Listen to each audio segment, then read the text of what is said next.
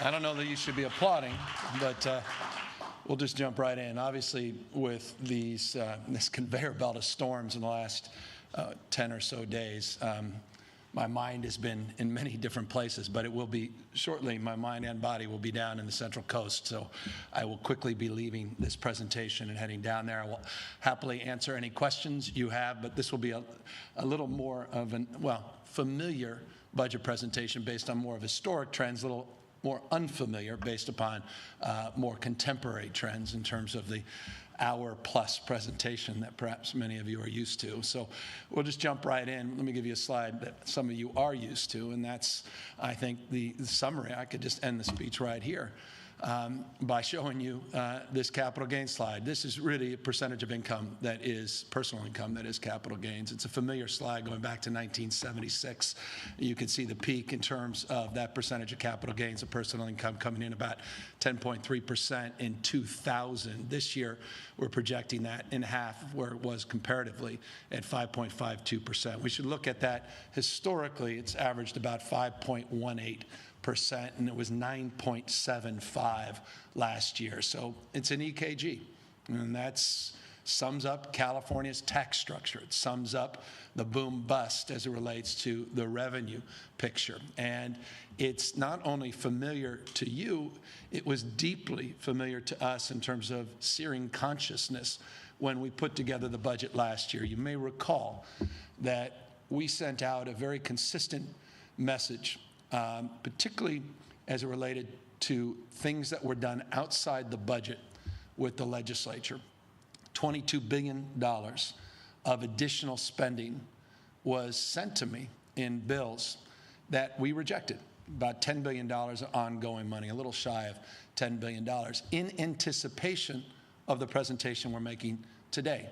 It was crystal clear where things were going even last year. In fact, you'll recall the last time I stood in this room in May, in the May revise, we made the point that 99% of that new revenue that we expressed, or rather that we discussed in May, 99% of it we wanted to set aside for one-time, that's one-time surplus for one-time investments because of our concern about what was going to happen this year. It's, again, forgive me, a long way of saying nothing about this presentation should surprise anybody, including those who have written about it, because the Legislative Analyst's Office has been previewing, not just our Department of Finance, the presentation here today. But what, again, is consistent is the inconsistency of our revenue on the basis of a progressive tax structure.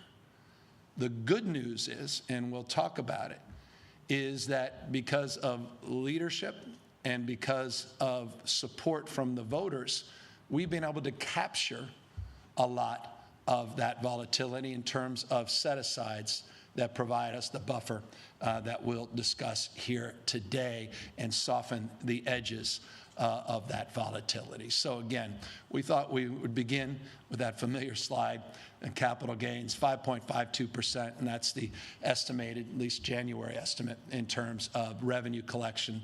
That's capital gains as a percentage of personal income, 9.75 last year. You'll see the historic high in 2000 represented in 10. Here's the budget, $297 billion balanced budget, general fund of about $224 billion, a shortfall that is a little more modest than the one that the LAO projected. Recall they projected a $41 billion decline in revenue. We project a $29.5 billion decline in revenue. We net out, when the dust settles, and we can discuss that later, a shortfall of 22.5, again, compared to their estimate roughly of 25 billion. Let's discuss where we are in terms of our reserves. $35.6 billion of reserves. Interestingly, you'll see the rainy day reserve mirrors 22.4 versus 22.5 billion. This shortfall, $8.5 billion in that public school rainy day fund. Remember, a few years ago, that didn't have a dollar in it.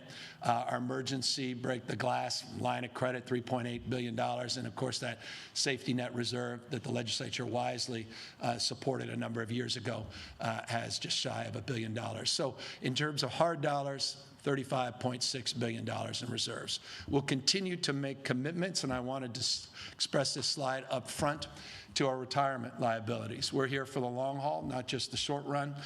We don't want to be situational in terms of our approach to this budget. We want to sustain those commitments pursuant to Prop 2, but also pursuant to some of the work we have advanced, and Governor Brown certainly advanced in his tenure, to start paying down those long-term obligations. In particular, when you see this slide, think in terms of PERS and retiree health in particular. $9.7 billion we have paid down over the last few years in those supplemental supports. 7.1 we project in the forecast period. And remember, it's the budget year and the forecast that we'll be discussing here today. 1.9 billion, though, in this budget year of additional contribution into the retirement system, PERS, and retiree health. We want to make this point up top. We're keeping our promises. I want folks to know that regardless of this modest shortfall, we'll continue to make unprecedented investments in transforming public education and higher education, and we'll get to that in a moment.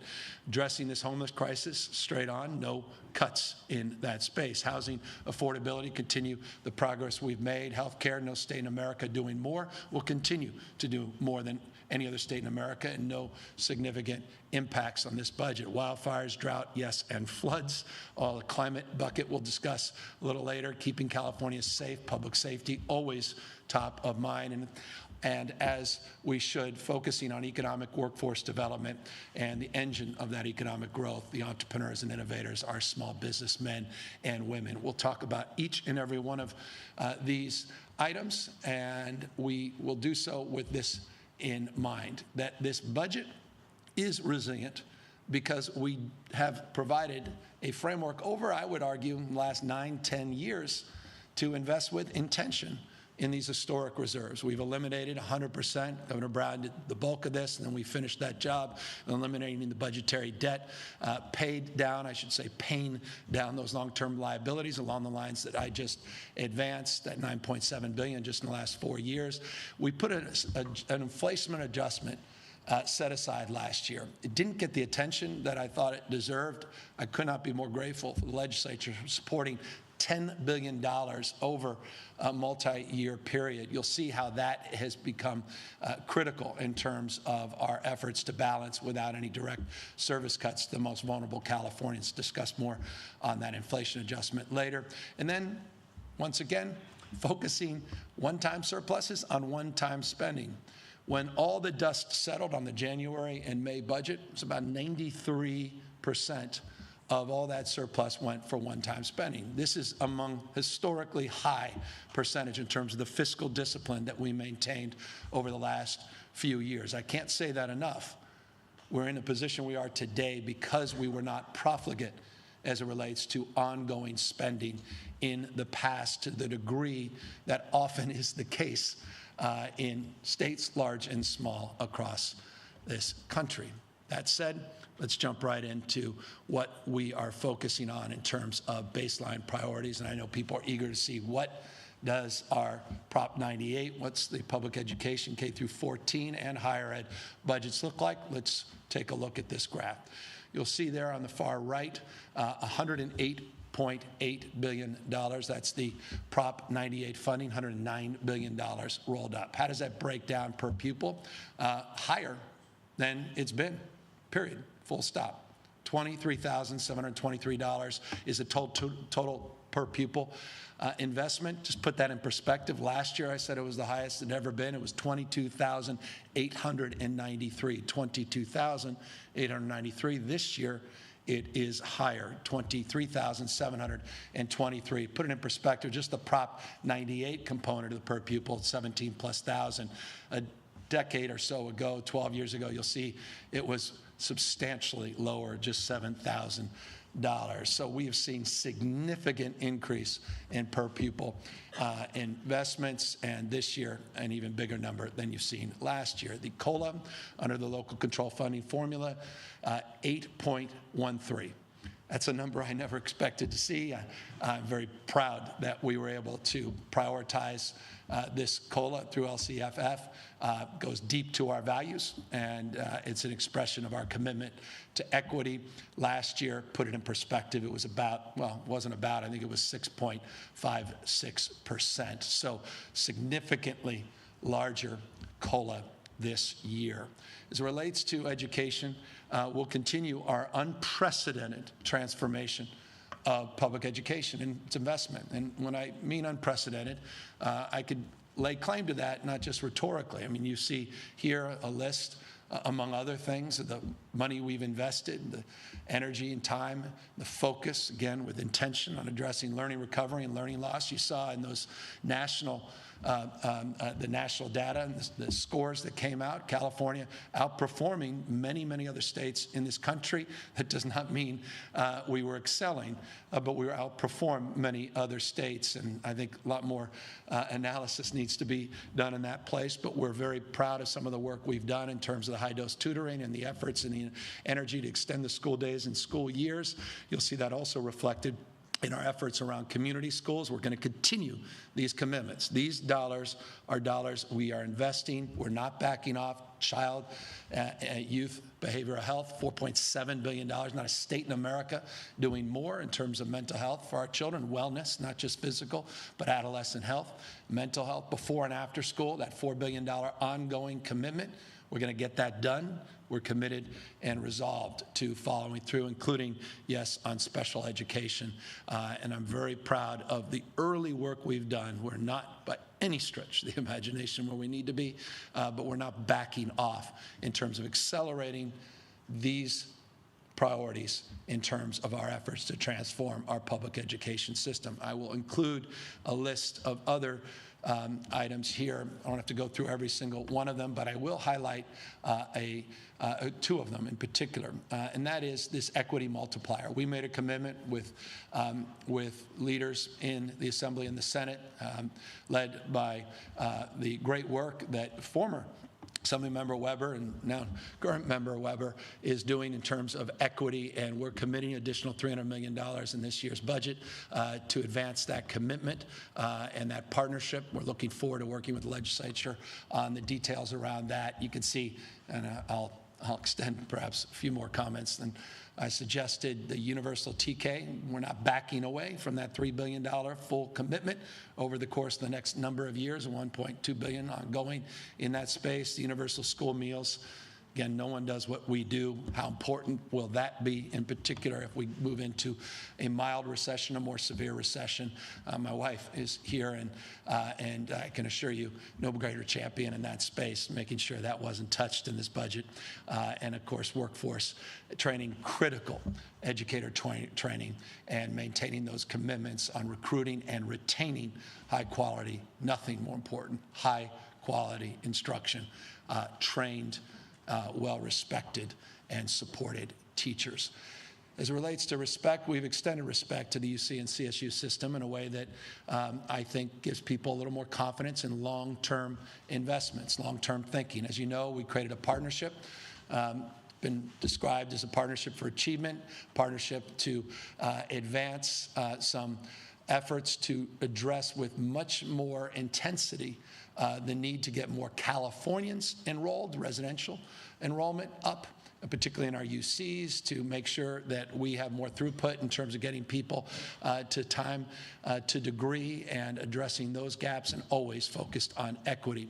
As a consequence of that, we created a numeric goal, first in state's history, as it relates to outcomes and achievements across the spectrum of issues, including just attainment, degree attainment. But we also did so mindful that they need consistent base funding increases, 5%.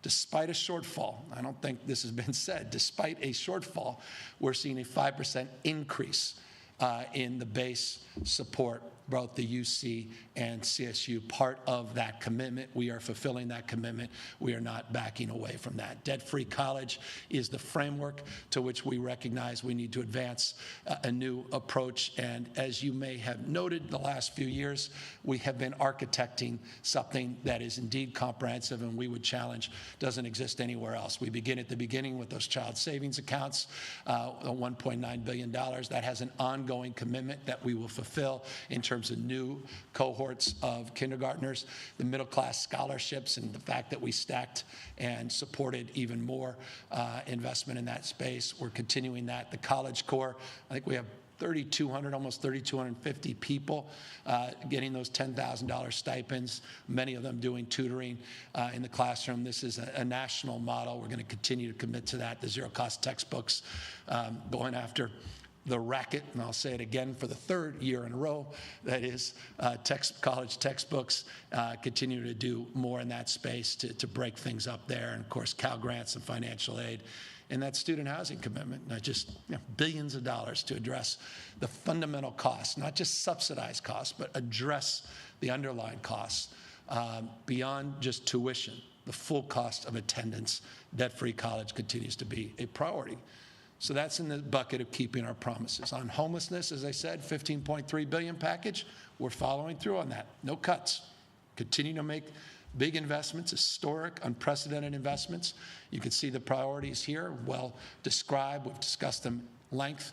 But the key here, the reason I put in that first line, accountability is fundamental.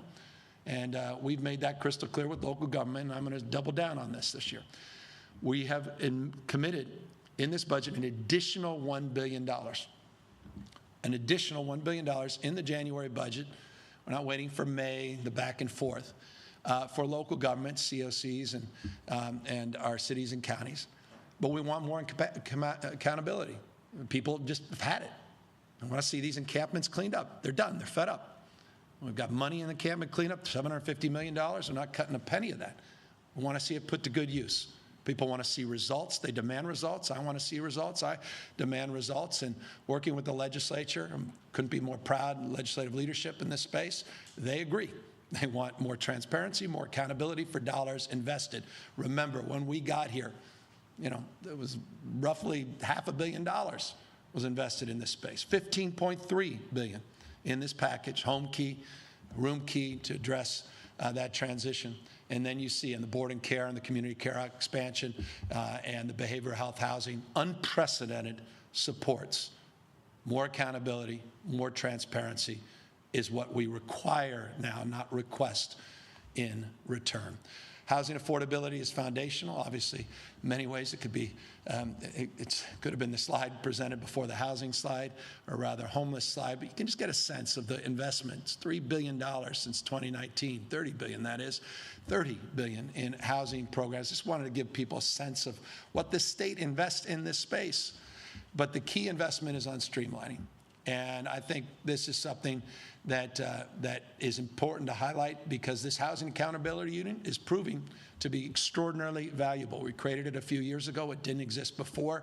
The unit is out there reading Planning Commission meetings and notes and minutes of those meetings and City Council meetings. Take a look at what HCD, our housing department, has been doing in terms of sending letters and being crystal clear on our expectations in terms of not just zoning, but building housing at all income levels, just affordable, workforce, as well as market rate. In order to advance that and help it, just in the last few years, I've had the privilege working with the legislature to sign 20 housing-related CEQA reform bills. And last year, we had some significant wins, significant, even by historic terms, significant wins in terms of regulatory and zoning reform. So we really want to continue to advance those efforts as we advance our goal, and we now have that numeric RHNA goal.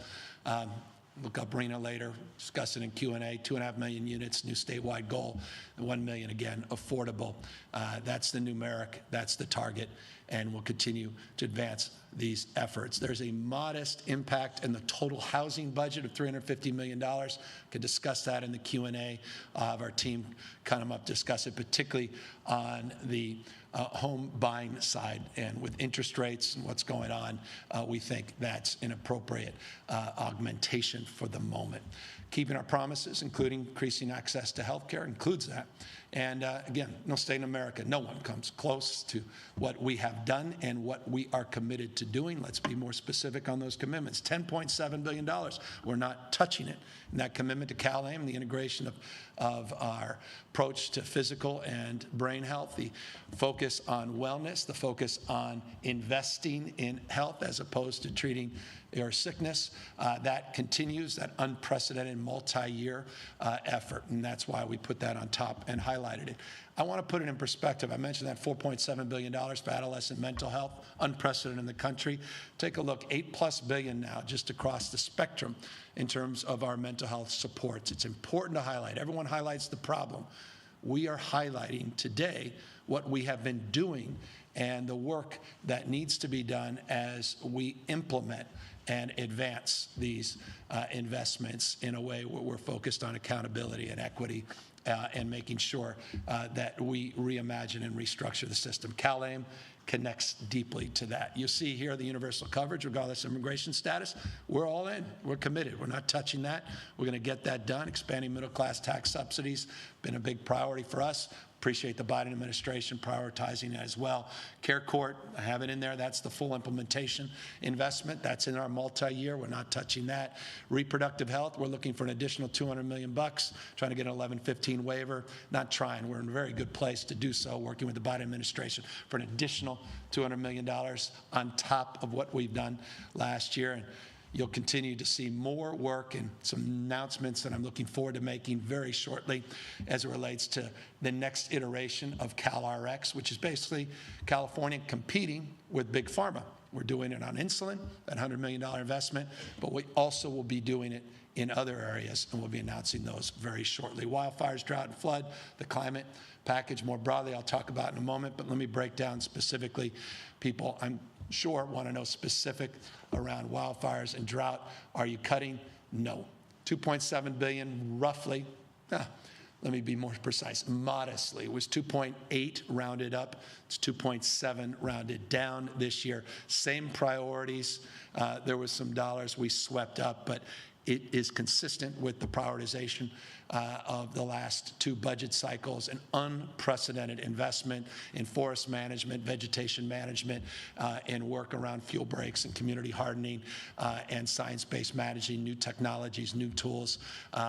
Very, very significant increase in our efforts to make sure that last year was not anomalous in terms of being a relatively mild wildfire season, but we're prepared for next year. As it relates to being prepared, water and drought, 3 years of drought. We're not out of the drought. We can talk more about that. Here are investments. They're very consistent. It was 8.7 to 8.6. Again, sweeping up some modest shifts.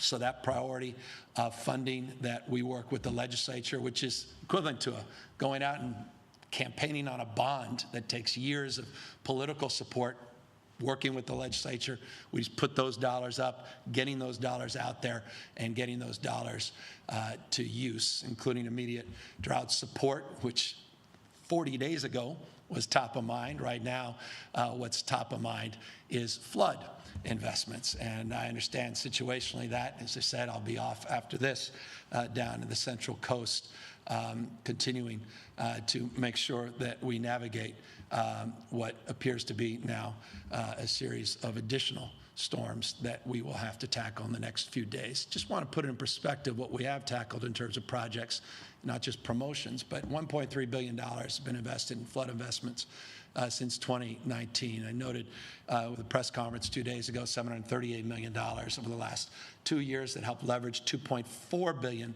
from the federal government. That's not part of this slide. That's separate and above. We, again, can separate that, discuss that later. But I want to give folks the totality, a sense of what the state alone is doing, and that includes, by the way, $202 million of new investments in the January budget as it relates to delta levees and urban flood risk strategies. As it relates to, again, keeping this state safe, not just from floods, but from all kinds of myriad of issues, and continuing on property, not just violent crime, mitigation and reduction. I'll remind you, we rolled out a public safety plan with the Attorney General. We rolled that plan out all across the state. We did 3 specific events, $758 million invested in that space. That includes these task forces with California Highway Patrol on retail theft. It includes a lot of good work that's been done across the spectrum, working with local and regional law enforcement, as well as our federal law enforcement. Victim services, we've increased investments, $65 million alone in officer wellness and training, which we're really proud of. We want to thank our law enforcement officers and all the stress they've been under as well. Wellness and training foundational in terms of advancing those partnerships. We're going to continue the investments in the nonprofit security grants, mindful of the challenges, the hate crimes that continue to be persistent across this country and in the state. And yes, combating fentanyl. And I want to just briefly talk about the new investments we're making in this space. $97 million of additional investments beyond what we have been doing. And these are investments above and beyond the investments that are not on this slide, that include 113 National Guards men and women. And again, this hasn't been well discussed, or rather hasn't been, I think, well understood, that we years ago pulled the National Guard off the border as it relates to more traditional border interdiction, but we kept men and women of the National Guard on the border as it relates to drug interdiction, and we have supplemented that with an additional $30 million last year. We're not pulling back from that commitment. $30 million. We now have 113 men and women looking in the space broadly. It's fentanyl dominantly, but it's drug interdiction more specifically, not just on the border, but across this state. We have that $7.9 million that's not on this slide with the Department of Justice, AG Bonta's work as it relates to that new fentanyl task force specific. Those dollars we're going to commit, working with the legislature to make sure that we're not backing away, commit to following through on that investment. But here are the new investments above and beyond. The distribution project in Naloxone, Narcan and other things is important, but I wanted to highlight that last one, which may seem to some to be lost because the dollar figure, $3.5 million. This is overdose medication that we're going to send whatever our schools need. Middle and high schools, all the middle, all the high schools in the state of California that need overdose medication will be provided overdose medication. And this budget provides those additional resources. If approved by the legislature, this is a top priority. There's not a parent out there that doesn't understand the significance of this fentanyl crisis. There's no one that understands the issue of poverty and disease as it relates to what's going on with homelessness, that doesn't understand the consequences of the fentanyl epidemic. So we're looking at it from an enforcement perspective, and have been, and stacking on top of that our well-established harm reduction strategies around medical-assisted treatment, and of course these specific new targeted investments, including in our middle and high schools. Relates to keeping our promises, we also want to maintain our investments in economic and workforce development, small businesses, and here's a highlight just of some of the things we've been doing and will continue to do. I included, by the way, child care on here and workforce. Can't have an economic development strategy without a workforce development strategy. Can't have a workforce development strategy without a child care strategy. And so that $2 billion commitment, that's 200,000 child care slots. We're not going to back away from that multi-year commitment. We made great progress in the last couple of years advancing those slots. Interestingly, though, we haven't trued up all the slots that were available last year. So we have a little bit of a gap, and our team, Joe and others, can explain some of the funding criteria. We're not going to pull back any of the total funding, but there's some timing on the funding out of the nature of a true-up as it relates to getting people into these high-quality healthcare environments. Workforce development substantially stays the same. To be fully transparent, it's about $110 million of investments that we felt under the circumstances weren't as important as it relates to the shortfall, but $2.1 billion remains. The small business grant release, by the way, I think it's 320,000 businesses have gotten an average of $11,000 of grants, not loans, grants, 320,000 small businesses. We still have money in that program for those that are eligible. We're in our 9th round of distribution, and that's reflected in that $4.2 billion. That's also for small venue grants as well, not just more traditional brick and mortar businesses and live events. You'll see the film tax credits. We're going to commit and continue those investments. Cal competes. We're going to compete as we do with the world we invented. Now competing against us, we've got to compete as it relates to that tax credit program. We're going to commit that $120 million going forward in there, in that bucket. And you can see some highlights of some of the things that we think have paid great dividends. Our travel and tourism investments, the ROI on that has been significant. By the way, there's numerics to bear that up, independent analysis of the success of that program. And we've got a great team partnership with the hospitality industry, and that's part of our larger economic development strategy, as is equity as it relates to connecting dots. Our economic development and industrial economic plan is predicated on regions rising together. And what you see here, and I highlight it because it's important to me, it's important, I think, to all of us, the values of the state around inclusivity, bringing everybody up.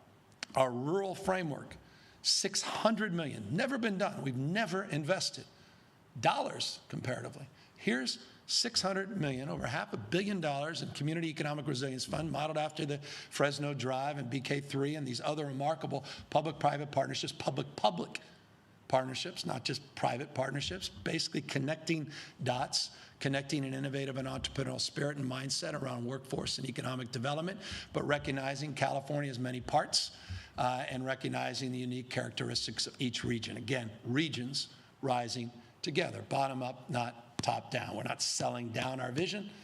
Sacramento's vision is realized at the local level, $600 million. Also, we put $300 million in a local sustainability fund. This is for folks that are concerned about, as you transition to a low-carbon green growth future, as we move away from the past in terms of the old industrial mindset around exclusively a fossil fuel energy framework, now to a more sustainable energy framework and a mix. A local sustainability fund was created last year, and that's to provide support and relief for communities and counties, particularly counties, as it relates to that transition and how it impacts their tax base. Agricultural business grants, foundational. We want to continue those investments, no pulling back. And something that we wanted to highlight that we're also committed to, and that's the transition on oil and gas, and making sure that we are building skills and maintaining that workforce. We're going to need more workers as we transition and cap wells. And those same skills are required, and then new skills will develop and present themselves over the course of years and decades. And we're putting real money, not just rhetorical focus, but real resources in this space. So this is important. Slide for me. We worked hard on this, and I can't be more proud of our partners throughout California and Bakersfield and Fresno, and the mayors there have been so instrumental and helpful, and so many county leaders, and of course our state senators and assembly members that have helped advance and guide these efforts. Look, here's the question I know you all came to understand. That's wonderful, but how are you able then to balance if none of those highlighted priorities and promises are being impacted? And here's how we do it. 22.5, remember, is the number that we have to address. 7.4 we'll address through funding delays, not cuts, reductions, yes, but I'll talk about those. The 5.7, you have fund shifts, which don't have any direct service impacts, trigger reductions, which is another way of saying when or if we find federal dollars or we find economic support, or rather revenue support, then those will be reprioritized back. And of course, some strategies around borrowing and some creativity around revenue, but not any new general tax increases. Wanted to make that clear. $7.4 billion in funding delays. What this means is we're looking at investments that we've committed to over the multi-year. We'll continue those investments, but we'll just delay some of those investments. You'll have the opportunity when Joe comes up, our new finance team comes up, they'll walk through the details of that. There are many, many components of these. The overwhelming dominance are capital appropriations, not service appropriations. So that's where that funding delay will occur. You'll have the opportunity with Joe to go through those. But again, primarily capital, and we commit ourselves to that capital. We just extend it out over the multi-year. The reductions would get more attention, obviously, for right reasons, except you may find them a little less problematic in this respect. I mentioned at the top of the presentation the work we did on inflation adjustments. We put $10 billion in the budget. That was not part of those reserves, which was 37.2 last year. Was not part of the 37.2 last year, the 10 billion. It was in addition to for inflation adjustment. 3 billion of that is reflected in the 5.7. So no direct service cuts, 3 billion of that. We also made commitments in addition to the reserves and the 10 billion of resiliency that came in the inflation adjustment over the multi-year to things like prepaying or paying down, supplementing our unemployment insurance fund, and we're going to use about 750 million. So you start to see that's 3.7 of 3.75 of the 5.7. How those reductions are reductions utilizing the resilience that we advanced from last year's Budget Act in anticipation of this moment as we previewed it last May and have been previewing it ever since. So those dollars are they were well conceived in terms of where they were appropriated. Thank you to the legislature again for recognizing the importance of that. The budget chairs, Skinner and Ting in particular, and of course 2 leaders for their stewardship on these dollars. And this is exactly why we did that. The team will talk more about the other $2 billion. The fund shifts, this is really just bonds to cash. You know, it was nice over the last few years. And remember, we had a $101.4 billion operating surplus last year. 101.4. That did not include big federal funds.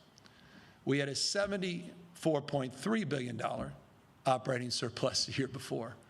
And then we had that COVID year, $54.3 billion shortfall. I mean, back to that EKG chart, the volatility. Of that 101 and that 74, we were able to start shifting to cash a lot of the bonds, lease revenue bonds, more general obligation bonds, et cetera, which was nice to do, but you didn't have to do it, but it's a nice thing to do. It's a smart thing to do. There was wisdom. Now, for no other reason than it provides flexibility and resilience for a moment like this, and that's exactly what we're looking to. By the way, I'll give you an example, additional example, and the team can walk you through more specific examples. I took it off the CSU and UC slide because you would have rolled your eyes more than perhaps you have so far in this presentation. We're going to use bonds at the CSU. As a trustee of the CSU, I understand this intimately, but we'll offset the cost of those bonds. We're going to ask that CSU use the bonds, but we will subsidize through the general fund the debt service on it.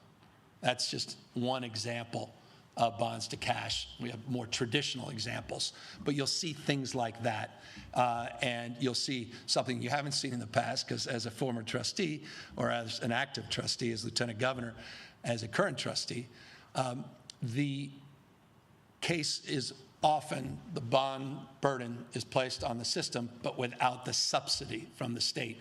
We will provide that subsidy. I just want to make that for clarification purposes. Now, additional $3.9 billion, I mentioned triggers, come primarily, not exclusively, in these 2 buckets. Modestly in the housing, which I mentioned, that 350, and workforce, which I mentioned, that 110.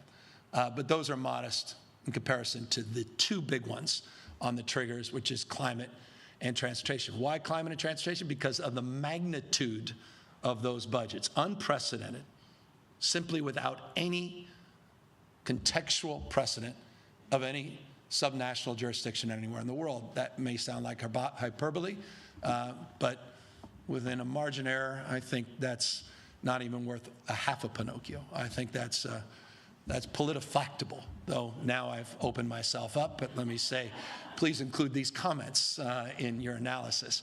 But certainly among the most significant climate investments in world history at a subnational level. Let's be specific about what I mean, just so you don't think I am being hyperbolic. $54 billion was committed this year.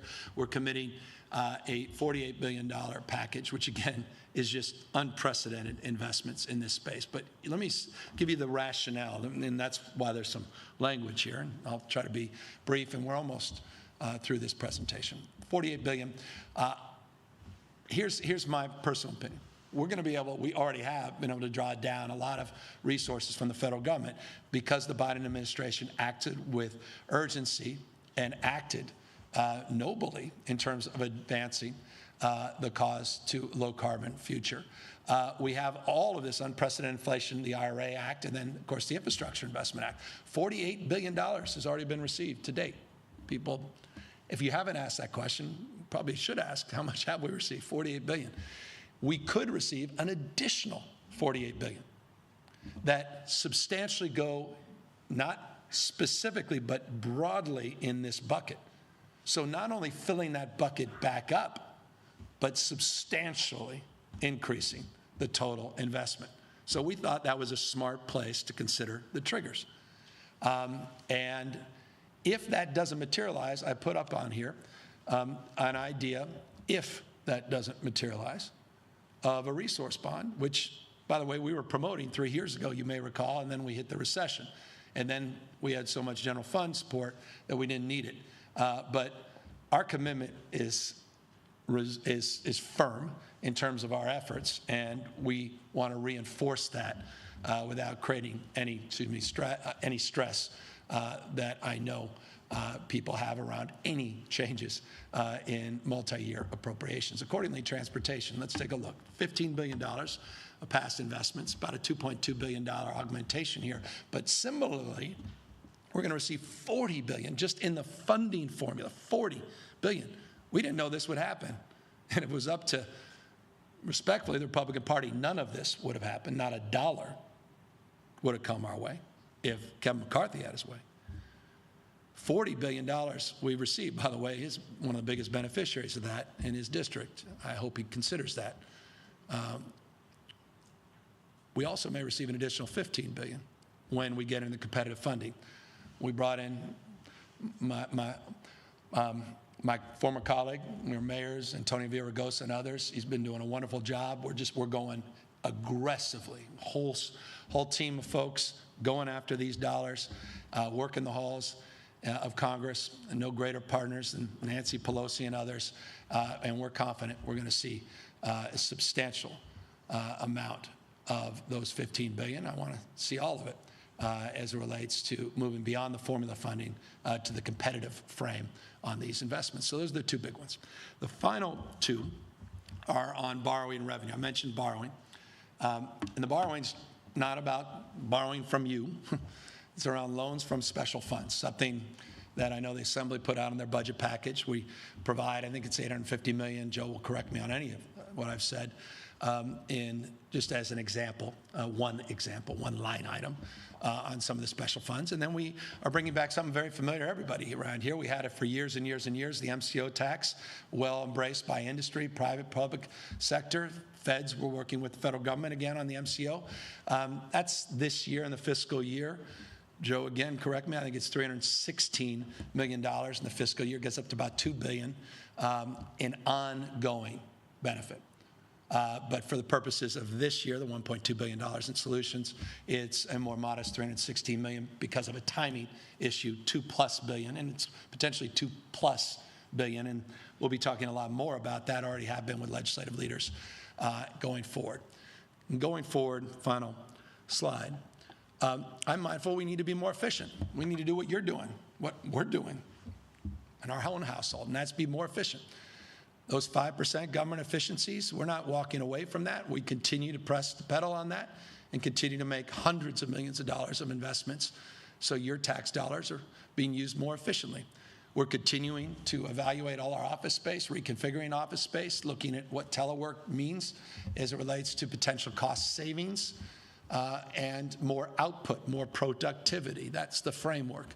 Better utilization of your tax dollars, including, by the way, reducing travel costs, which continues to be a priority for us. Not everybody has to show up in Orlando, particularly. We can zoom in. In Office of Digital Innovation, I just want to let folks know we stood that up. And that's around, Amy Tong's team more broadly in GovOps and Office of Digital Information more specifically. It's around all those efficiencies. And I'm really excited as we turn the page from hopefully pandemic and plague and, wildfires, drought, past floods.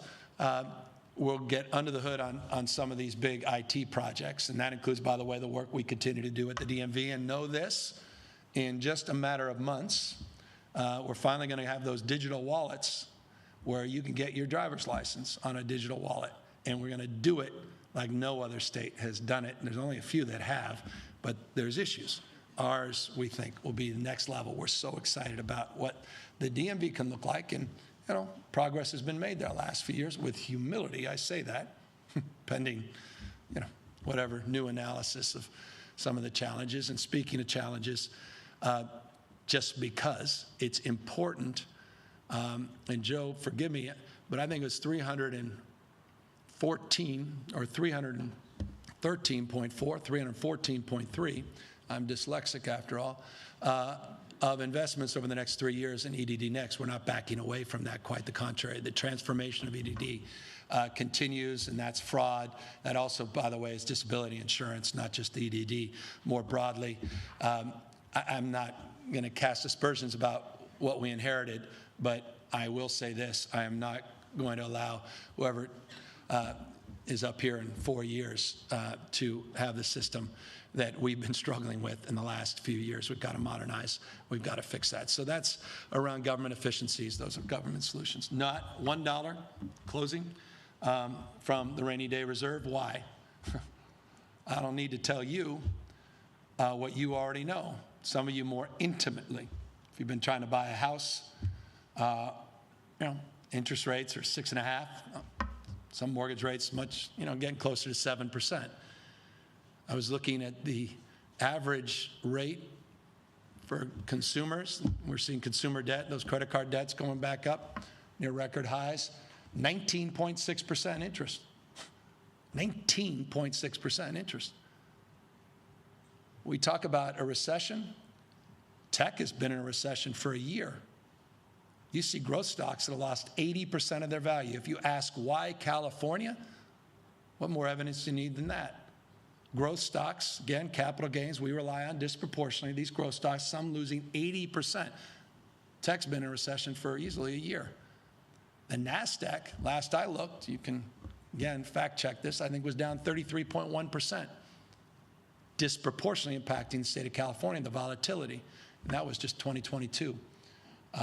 So when you look at all these things, the macroeconomics, the geopolitical realities, and a Fed rate that they're talking about bringing as high as 5.4, 5.5%, that makes us very mindful of the uncertainty of this next calendar year. And as a consequence of that, we're not touching the reserves because we have a wait and see approach to this budget in terms of being cautious and being prepared in the May revise when there's more clarity. So I know some may say your rainy day reserve is exactly your shortfall. Can we just call it a day without getting under the hood of the legal constraints under Prop 2 and the like? That, I think, can mislead people into a false sense of where we are. We're in a very volatile moment, perhaps a moment, at least in my lifetime, that my, at least adulthood, I've never been in, and few of us have ever experienced, of uncertainty as it relates to our revenue picture and our structural realities as it relates to California's progressive tax system and our constraints in terms of how we break the glass and utilize our reserves. So that's the overview. I want to just thank, we got a brand new team, not all new members, but Joe at the helm, and he done a magnificent job. Thank you. Our new finance team, and thank you for all the hard work. It's been a little more challenging for different reasons as well. We'll leave it at that. Over the course of the holidays, I know everybody enjoys their holidays. We're all working on this budget. Not that we don't enjoy it. We're blessed. So happy. No, I actually do love it, so I'm being sincere at least. And I know how important it is. I mean, we say this all the time. These numbers are a reflection of our values, what we care about, who we care about. And I hope you'll see in final words, and we'll open up to questions. And as I say, I'll answer your questions, but Joe and the team could fill in more blanks than we typically do as I head down to the Central Coast. But I'm really, I'm just very thankful for the partnership with the legislature. There's a sense that I think people are so prone to old narratives around profligate ways and Democrats managing budgets. But the supplemental commitments we're making on health care, retiree debt, and PERS, STIRS, what we've done in the past, the work we've done on these reserves to bolster them up. We need more work and reforms, I think, on the reserve side to scale them even higher. We've been clear about that in the past. I want to lay out some more details on that in the future, near future. But I think the work that's been done and the sort of ethic of consciousness that Governor Brown in particular brought back to our budgeting process has allowed us over the last 10 years to be in a position that gives me some confidence that even in a mild recession, $20 to $40 billion additional hit to revenues, that we can weather it and protect the most vulnerable Californians. And if there's any message that is important to advance and communicate, it is that. We are protecting the most vulnerable Californians despite the situational challenge and continuing unprecedented medium and long-term investments into the next generation, to our children, our youth, our families, and to our systems of learning, particularly K through 14, and of course the CSU and UC. So with that, we're happy now to answer any questions, and I'll ask Joe and maybe Eric could come up as well, and they can start filling in some blanks to the extent you have more specific questions under the hood. Good morning.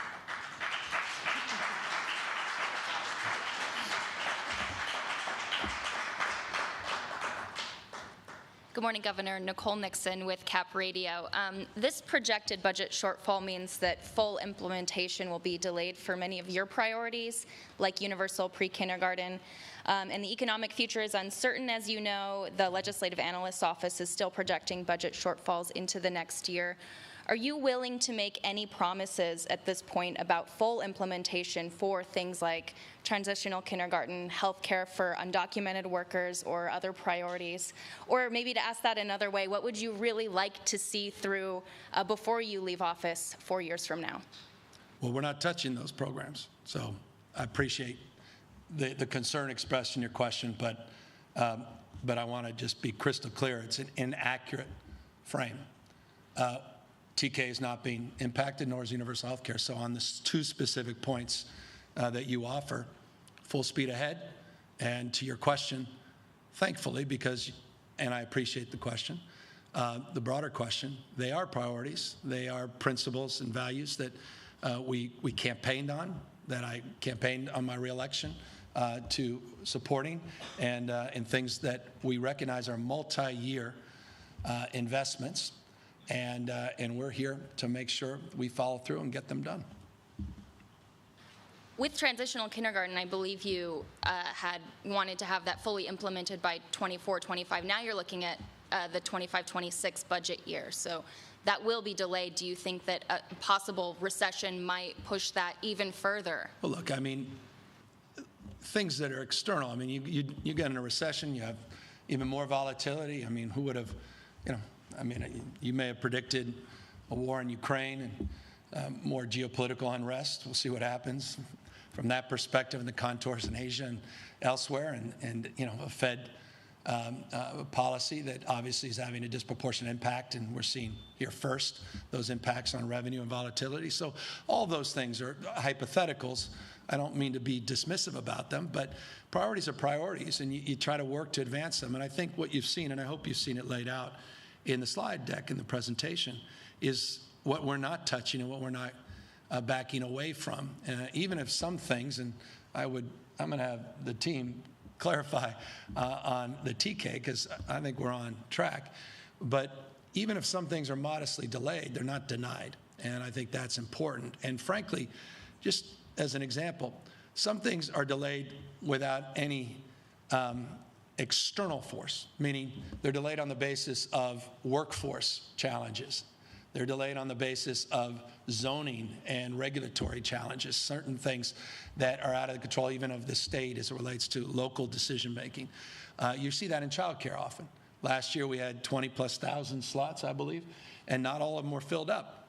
It takes time, and sometimes that creates a framework of some modest delays, but the commitment, the resolve, the direction is maintained. Thank you. Hi, Governor. This is Adam Beam with the Associated Press. It appears that a lot of your plan to cover the shortfall is more about, delaying and shifting things around rather than cuts. And I'm wondering, does that mean, are you optimistic that the state's revenues are going to be better in the future? Are we going to have growth? Or is that what you're looking for in the future? Well, I hope I answered that without even being asked that in those final comments I made in terms of the uncertainty. I kind of gave you my stack of things that I don't think are fully present in terms of a deeper consciousness as it relates to consumer debt, credit card debt, as it relates to the stress that will place on families, inflation. It's interesting, California's inflation rate peaked at about 8.1% in March of 2022. Significantly, you use your own adjective, but lower than the federal peak of 9.1%. But I'm mindful that 8.1%, when it did peak, about a third of it relates to tenants and their experience in the household. And I'm worried about that experience, that expression, as it relates to consumer debt, interest rate pressures across the spectrum, not least of which, again, Fed rates and the impacts that will have on volatility. So yes, we're mindful of all that. And that's exactly why we're presenting this January budget with a fluid mindset and a flexible mindset that we're going to know more in May, and not touching the reserves yet as a way to offset that anxiety that we were too quick to trigger easier solutions, and we reduce the prospect that we'll have those opportunities in May. So I think this strikes the right balance of flexibility in an uncertain environment. And what was your thinking on how you came to these decisions on how to cover this shortfall? I'm thinking in particular about the reductions that there are. There's some in climate spending, and there's also the as you mentioned, the $750 million for the unemployment trust fund, which I think businesses might gripe about. So how did you come to those? What was your thinking about choosing those areas? I know there's no good decisions to be made. And I appreciate that. The magnitude of the climate. I mean, I think we started at 49 and we said, my gosh, this is the most significant climate budget, and then it actually kept stacking and growing. But what helped, and I think those two slides really bear it out, is the federal funds. When we were putting those budgets together, transportation and on climate, maybe you were confident, but few of us were confident that Congress, mansion, cinema, mansion, cinema, cinema, mansion, remember those days? Would actually put together two extraordinary and historic packages. I mean, that's why I've said I don't know a modern president legislatively been more impactful and successful than President Biden. And though the IRA and the Infrastructure Act, how many infrastructure weeks did President Trump have? I mean, didn't do a damn thing.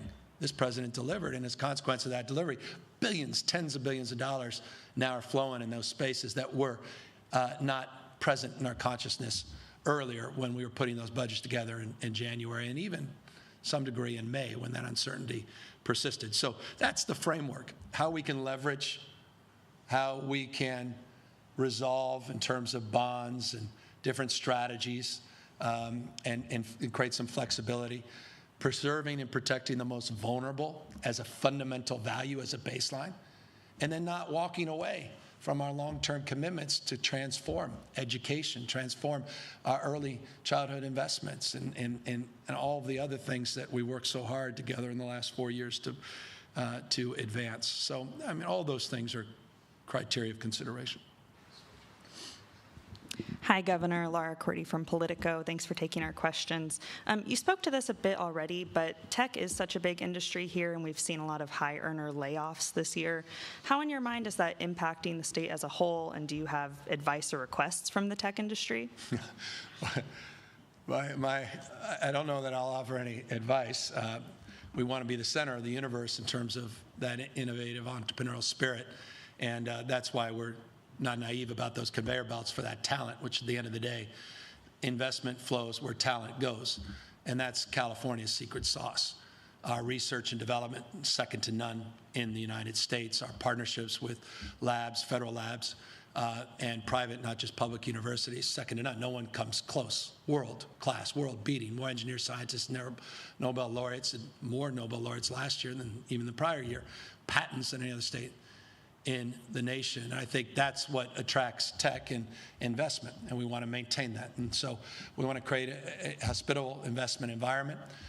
We want to embrace that investment by embracing the investments we're making in human capital in particular. That said, look, I made the point, and it's been made by others, but when you have growth stocks that are down off 70, 80%, the examples you used of layoffs, they've been very present in California's consciousness for about a year. It's the cold that becomes the flu for the rest of the nation. In so many ways, we're a preview. Future, we say, about California in every way, shape, or form happens here first, particularly as it relates to the macroeconomics of Fed policy and the impacts that have on markets and capital gains with our progressive tax structure. So, these are all situational realities. California, you see that EKG, it still shows this momentum moving in the right direction. I have absolutely no trepidation around California's fate and future. I think we're better positioned than any other jurisdiction in the world, period, full stop. I mean that, and I actually will lay bare that to back that up in my State of the State. But I'm confident that California will be better positioned. UCLA has said this. You don't have to take my words for it. Better positioned than most other states to weather what's to come, to weather a recession. And I just had, switching gears quickly to care courts, a question about the ongoing funding. I know that counties have been worried about how they're going to pay for this, and I know it's a gradated system over several years. But with the funding that we currently have laid out, would you be willing to increase that number of counties needed it, or is this going to be a, using your resources wisely conversation? Well, yeah, I'm ready, aim, fire, not ready, fire, aim. I've been around long enough to know that the answer to every question is not more. It's better. So what are the plans? What are the strategies? What are the first cohorts, which is just a few counties? We're trying to bring a few more in, announcements pending. And we're going to be there as partners. We're going to support them. But remember, the Care Court direct appropriation is one modest component of the totality of supports that are being provided under realignment 2011, not just the 91, and obviously the impacts of Prop 63 as it relates to the Mental Health Services Act and the work that we're doing across the spectrum, be it CalAIM and the supports that we're providing general fund for behavioral health, board and care homes and the like. As you've seen, we've stacked all those up. You can look at our Care Court plan and you can see all of those funding sources in totality, including court funding, separate and above. And so all of that are component parts. What I don't envision, I'm going to keep a positive frame, is the defeatist attitude, well, we just can't do it, we're entering a recession. We're creative, and we have to be mindful that this is the top priority for the vast majority of Californians, at least a plurality of Californians, understandably so. Get people that need help off the street. People are dying on the streets all across this state. The encampments We've got to clean them up. We've got to take ownership. We've got to take responsibility. More accountability, more transparency. There's never been more resources ever, period, full stop, including with this budget, ever, to support these efforts. We want to see things materialize at the local level. And we look forward to clearing whatever regulatory hurdles. We've done it on a myriad of specifics, and we will continue to the extent they present themselves, to help local government with this endeavor. And Care Court, we think, is a substantial tool in the toolkit, but it's one of many tools to address some of these chronic challenges. Hi, Governor. Ashley Zavala with KCRA 3. I just want to get a sense of, in what scenario would you consider tapping into reserves? I mean, would it take a recession? I know you just spoke about the optimism of the state's growth, but I mean, and what would a recession do to this budget, essentially? Well, we've been modeling it. It's an old familiar slide, and somebody was, I didn't want to show it again because I've shown it every presentation. It's that $20 to $40 billion estimate that finance loves to use, and it's a very broad estimate what a recession, a mild recession, may bring in terms of revenue declines. I'll remind you, just to give you the volatility of perspectives, it's all point in time. Even a one-year budget gets trued up. Remember, last year, $101.4 billion. But by the time that 101.4, we already knew it was substantially lower. So you kind of have to look at these as blends, as averages over the course of time, because this all gets trued back up. That's why the LAO suggested at the time wasn't incompetence, quite the contrary. Their estimate was, and by the way, we'll update our estimates shortly as well, a $41 billion revenue impact with their estimate where we would end up today.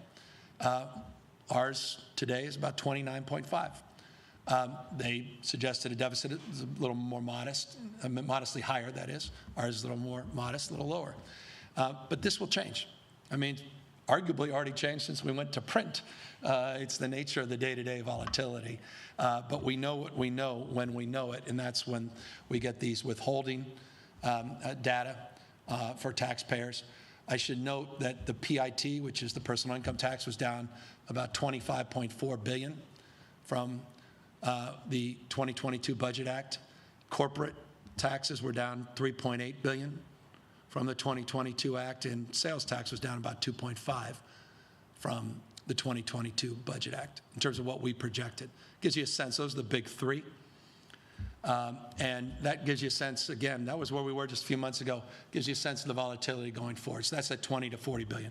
And when that presents itself, then we go through a vetting process. I can assure you, this is not unfamiliar territory to me. Remember, I was mayor for a couple terms during a recession when the state was raiding county money. I think we sued the Schwarzenegger administration. Don't get any ideas.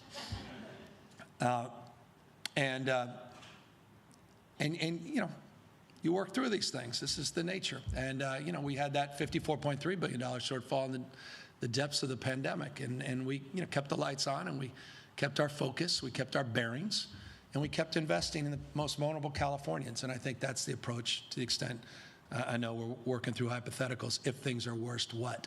It gives you a sense, a playbook of sorts, of what you can expect.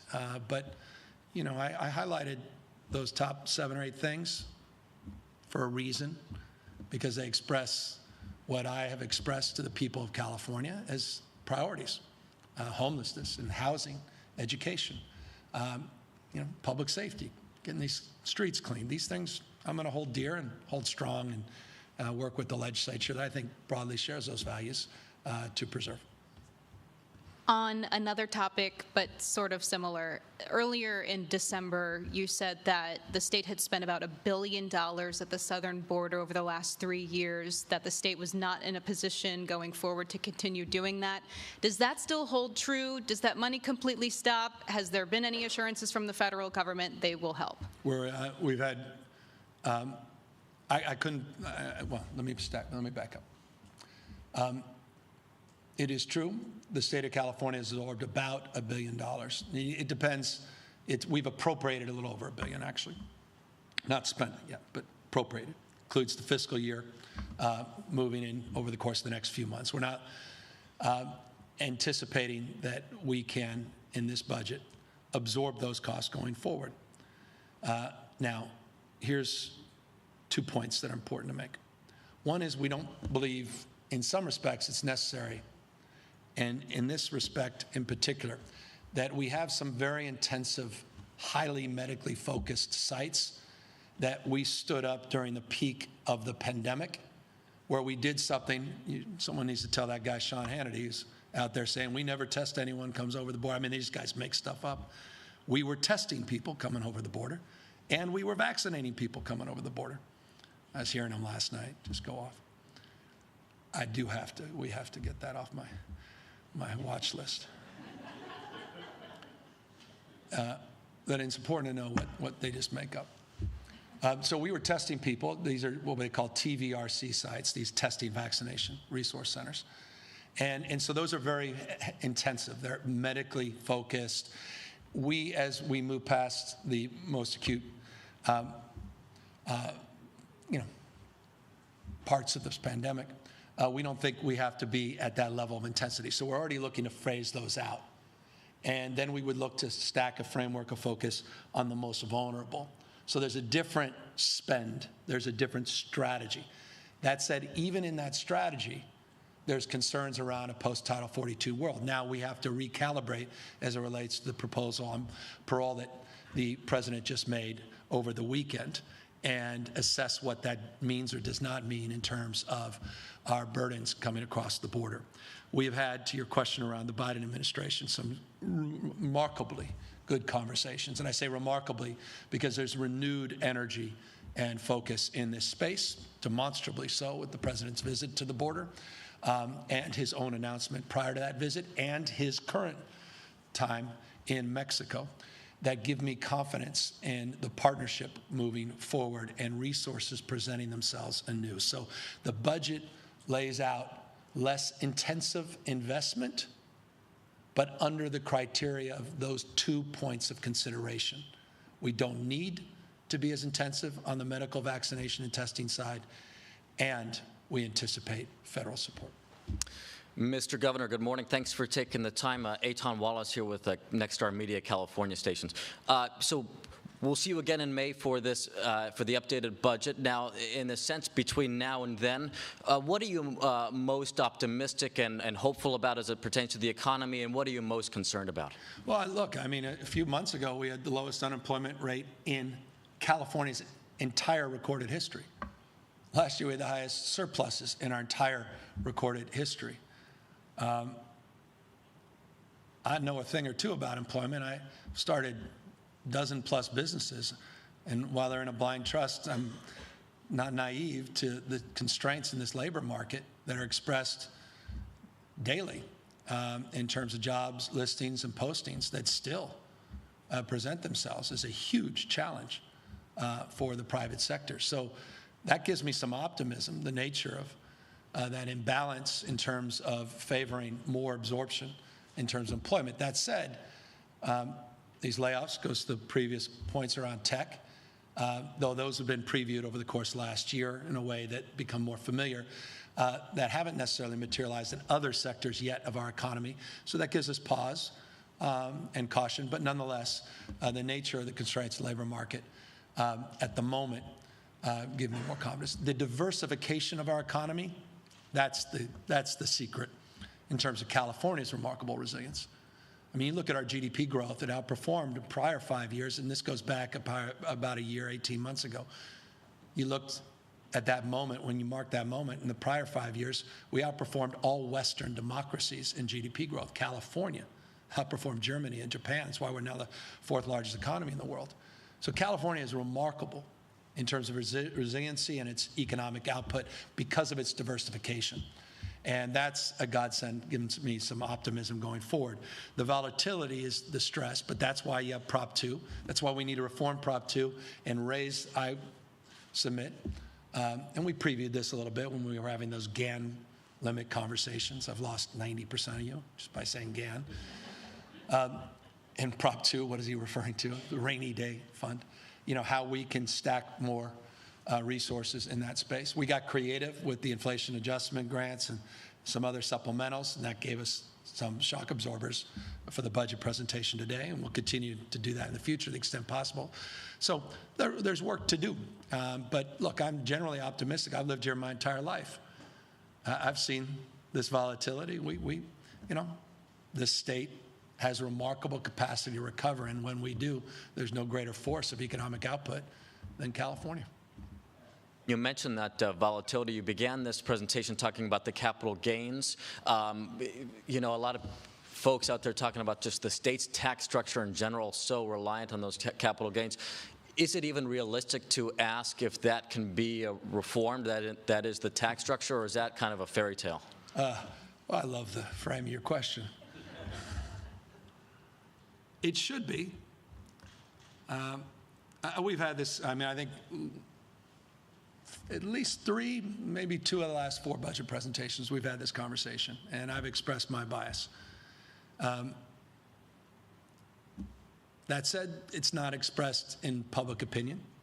The public's not there for that reform. It's not necessarily expressed legislatively. It's expressed by members of the legislature to smooth out that volatility, look extending the tax to the service sector, which a lot of the red states have done. They tax much more heavily in the service sector than a state like California, many red states. By the way, our tax rates, again, are lower than the state of Texas. I just want to remind everybody out there. 95% of Texans pay higher taxes than Californians. We have the highest tax rate among them with New York, but not everybody lives in that rarefied world. In fact, 99% of you don't. So you pay less taxes. It's just so important to get that out. The lazy punditry on that is galling. It's malpractice because these folks claim to be sophisticated, some of them at least. So you'd have to change that, and it would require a consensus, and I had all the intention of doing this in the world. I'm not abandoning it. And worked very closely then with more information than perhaps you want, and we can talk offline, and forgive everybody that's tuning out because I'm tuning into this conversation. With then Senator Bob Hertzberg, among others, organizations like California Forward and Burgoyne Institute, many folks had put up proposals in this space. They were discussed, the merits, demerits. They're challenging, but I think they have merits and demerit. In the absence of that, what we are doing well, and this was the purpose of Proposition 2, is capturing, it's not dissimilar to what we'll be doing with our 2040 water plan, capturing the extremes, extreme stormwater, extreme revenue, capturing it and setting it aside. It's not groundwater replenishment. It's not storing it above ground. In this case, it's in our Prop 2 account. It's in our safety accounts. It's in those other categories. It's the supplemental appropriations. It's, again, using cash instead of bonds. It's finding those supplements as it relates to the UI and gives us flexibility year to year if we need to tack. And so I think that was the whole idea. Progressive tax system works. It's more fair from certain people's perspective, most people's, and you capture that revenue for exactly the purposes that we are aligning and laying out today, and that is to soften the blows when the volatility turns. Hi, Governor. Wes Van Tyscher here with Politico. You've talked about relatively minor reductions and delays to your priority spending that you anticipate, but I'm seeing some significant percentage reductions in general fund spending at the agency level. 64% reduction next year for business, consumer services, and housing, 37% natural resources, that kind of thing. Will those kinds of drops in spending affect those agencies' ability to carry out these goals? I don't expect that, and nor does my team. And I'll have all of our finance folks really get under the hood on the specifics. Look, I'm of a humble opinion. I have an entrepreneurial mindset. I carried that in as a small business person in the work I've done in government, that we could be more efficient, more effective, more productive. Again, more is not always better. Better is better, and that's why those efficiencies are foundational to me. Continuing to find efficiencies, continue not to be wasteful and profligate in terms of our spending, and tightening our belts like every other family's tightening their belt. And so I want to do that. Same time, I want to preserve jobs and careers and livelihoods, and we've done that as well. And so it's finding that right balance. And I'll have Joe and the team talk to you perhaps more about specific departments. But based upon my conversations, to specifically your question, with our cabinet level leaders, I'm confident in their ability to do their job and deliver on their promotion and promises, though I imagine there will be some at the departmental level griping about some of these augmentations, understandably so. Griping's not the right word. Expressing themselves perhaps differently than I just did. And one more at the agency level. We've been talking a lot about the ambitious climate goals. The LAO recently weighed in on that. There are some bottlenecks still at utilities and in approving new renewable projects, adding them to the grid. Is there any agency-level spending or reforms to address those specific challenges? Significant, and you saw a lot of those reforms were advanced last year, and I couldn't be more proud. We have more certainty as it relates to a judicial process of 180 days, permitting that has to be done in 180 days for these large-scale renewable projects. We're going to extend that. We're looking to extend some of these similar reforms to other large-scale projects. That's a bit of a preview. We made great progress last year, more than a lot of people had anticipated. So the answer is assuredly yes, affirmatively. It's critical. Time to getting these projects done is critical. As you may note, those Prop 1 dollars, that's the $2.7 billion that was set aside for storage. You may recall that bond years ago. It's about 2.77 million acre feet. There are 7 projects, 4 below, 3 above ground. One of them is sites. We put strike teams on all of these projects in order to move these projects along. And I've made it crystal clear to my agency directors and department heads what are the bottlenecks and how can we clear them. If they're federal, they're regional, they're state. They may be private as it relates to water rights, sites. That's the next iteration of issues. We need to know, and we'll be crystal clear in terms of our desire to work with the legislature to clear those roadblocks, because we've got to wake up to the realities of climate change, to your point, as it relates to energy, as it relates to our infrastructure, floods, droughts, conveyance, the whole process that we have created, emphasis process, is creating paralysis and creating problems as a consequence. And we have a responsibility to fix that. Progress was made last year. Yes, I assure you, more progress will be made in the ensuing years. Hi, Governor. This is Ty with Bloomberg Industry Group. I just had a question. There's been a lot of turmoil in the cryptocurrency market last year, and as a result... I'm sorry, in the which markets? The cryptocurrency market. Okay. And a lot of, as a result, a sense of urgency. I'm gonna bring Gail up and talk about the triple currency market. This is where you know your limitations. But keep going. Forgive me, sir. Yes, and because of that, kind of a sense of urgency among some to put in, guardrails or regulations on that market. And I know your Department of Financial Protection and Innovation is doing some groundwork on that. I'm curious, do you personally feel a sense of urgency to maybe put in some regulatory framework, this year, sooner or later, or maybe because of, kind of the current financial constraints, that California is facing now, putting it off to later? I want to absorb your question, and let me make a very public comment. Let's spend some time offline on that, and I'll walk you through where the administration is, what our thoughts are, because particularly as it relates to the markets, I want to be sensitive in terms of responding to you, and we'll do just that very shortly. I see Gail here, who's my lead on all of this. She's shaking her head enthusiastically. So, good morning, Governor. It's Laurel Rosenhall with the LA Times. I wanted to ask about how you feel that the change in leadership in the House will impact the budget this year and other governance issues in California. I don't know that it does. I think it creates speed bumps, it creates stories, it creates some process. But I don't see their agenda getting any traction whatsoever. Federal funding, if they have an agenda to, slash funding, is that going to impact the state? And what I mean by agenda, I mean across the spectrum, across the board. Takes the President of the United States to support that agenda?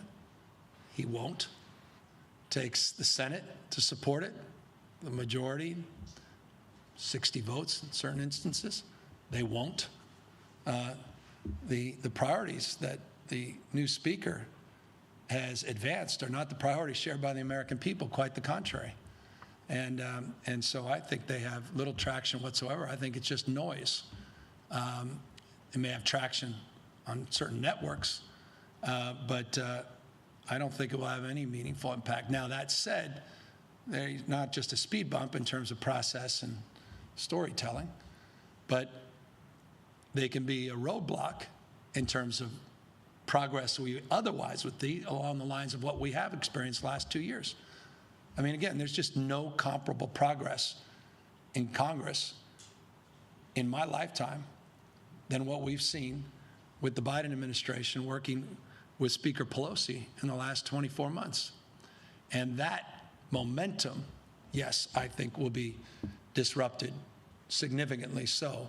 And so that indeed is something we're mindful of. That also said, to your question, there's a subtext to your question, I'm also not naive around the obsessiveness of the Republican leaders and leadership around all things California. And so we're mindful. We have got to step up our game in terms of defending our values, defending our progress. And I assure you, we not only have the means to do it, but we also have the mechanism. And we have something more important, the moral authority to push back. And I can assure you we will do just that. On that note, we do still have a Californian as the Speaker of the House, and I know in the past you and Kevin McCarthy have had a cordial relationship. How would you describe your relationship now? The same, to be determined. I mean, if his prioritization is a laptop and, look, I know the Speaker cares deeply about his family, cares about his community, and that's a great place for all of us to start.